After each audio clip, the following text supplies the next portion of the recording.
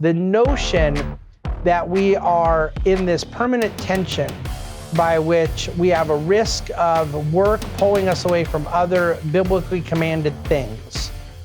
It ignores the fact that work is biblically commanded. Where do you think the church currently is missing the boat on work? Well, I wish it was an easy and short answer. Unfortunately, it's a long and complicated answer. I think that there's a couple ways.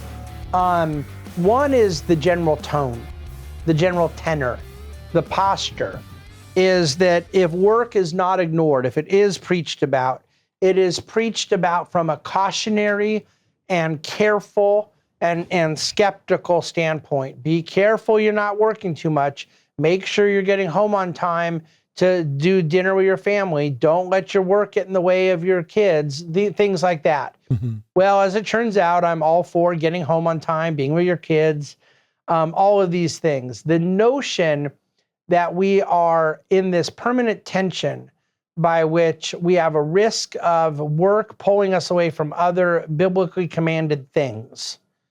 It ignores the fact that work is biblically commanded. Amen. So I don't really hear a lot of sermons saying, hey, be careful that you're not with your kids so much that it gets in the way of your work. Make sure you're not letting your marriage interfere with your career. No one's going to preach that message. And yet the reason that it's an issue at all is they've created an artificial tension.